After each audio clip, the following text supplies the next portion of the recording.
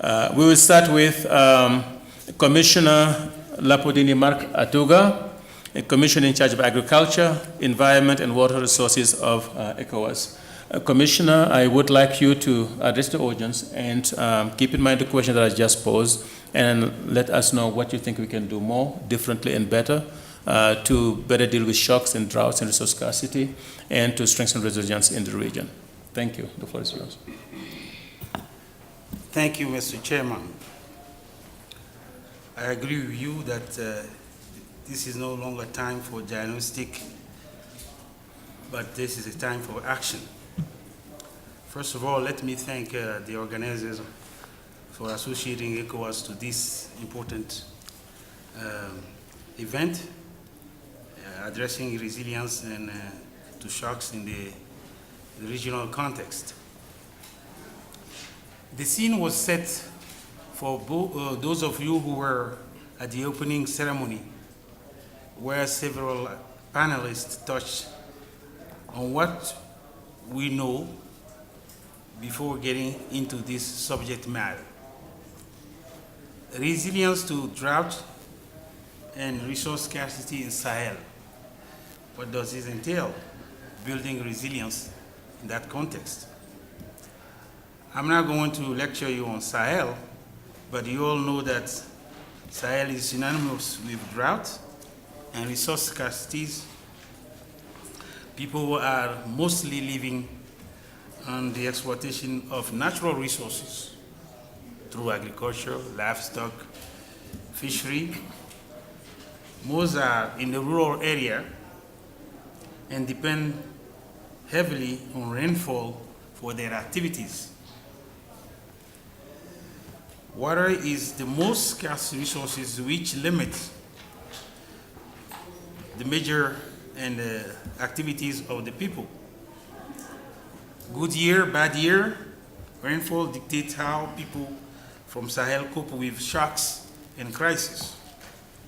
So how do we build or help build resilience for Sahel people? How do we go about it? At the ECOWAS level, we believe that the most important thing to do is to create the environment conducive to every economic activities to grow and prosper. We've been taking a lot of measures at the regional level to help create a big market which is conducive to agricultural growth and agricultural productivity growth. But what we've realized is that in this area, the Sahel area, this is the only area where people are doing things differently for what other people have done, yet thinking that they will get to where those people are. What I'm saying is that if you look at the map of the world, all the developed countries and those who are emerging today have always approached agriculture in the same manner. They've, at a certain level, created the condition for increasing productivity on the one hand and production thereby. And then on the other hand, they've done all which is needed for the people who are involved in the agricultural sector to go through the chain, the value chain, and get higher in that chain.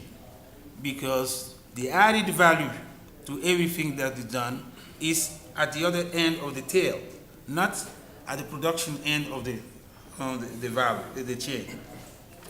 So, we in Africa or in Sahel, what are the major things that we should do to help these people?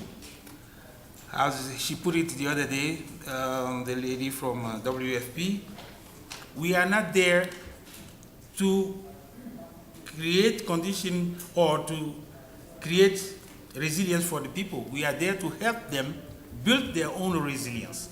So we have to go with tact. We have to go with things that are most important for the regional or for the people in the region. First, it is the water system. You well know that during the good years, even if the rainy season is good, as we say it, even if the quantity of water that should fall has fallen, if it had not fallen in good manner, well distributed over time and in space, it is useless. In the dry season, of course, if you don't have rain, your agricultural sector will suffer.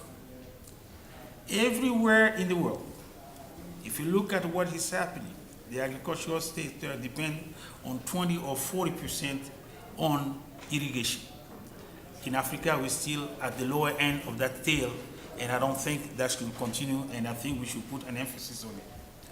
One of the things that I'm looking at today is one of the projects that the World Bank has just initiated for irrigation in Sahel. I think it's a good program. I think it's a good project, but I believe that it should address the investment instead of the studies and the studies and the studies once again. Second, I believe that we should put into place a system of a good system of extension service. It is important that the people who are in these areas adopt new technologies to cope with the situation that's arising every time it arises. We have, for instance, seeds. In West Africa or in the Sahel zone up to now, our producers still use seeds coming from their field. These are most of the seeds degenerated, in which if you even apply what I call other inputs such as fertilizer, you will not get good yield, you will not get good result. Thereby, you will not get good resources, financial resources from your field, and cope with stress and shocks when it arises. The second thing is to be sure that that extension service is a linkage, a good linkage between research, which is appropriate to the farmer. It's not just to have an extension service who only there to distribute services, seeds and amateur inputs, and not doing a good link between other technology, innovation that exists for the farmer. Thirdly, I believe that we have to address the market, which is an important side of any production area. In the developed countries and now to the emerging countries, something has been done about this. The farmers do not always get their crops in their lives looking at where they're going to put it. They have what I call a certain insurance given by them through what I call, for instance, some of the subsidies that have been done. I know this word is not a good word for certain people, but to me, there's no other way that we're going to pull the farmers of the Sahel zone out of their poverty without subsidizing somehow some of their activities, either the production side or the result of their production. Finally, let me say that we should be able to put into place a system that's adequate enough, like those are done in the emerging countries and those are being done in developed countries, so that our farmers can benefit from their work. If we don't do that, I'm sorry to say that the Sahel will be an area where people will not be able to resist to shocks and crisis. Thank you. Thank you very much, Commissioner Atouga. Thank you.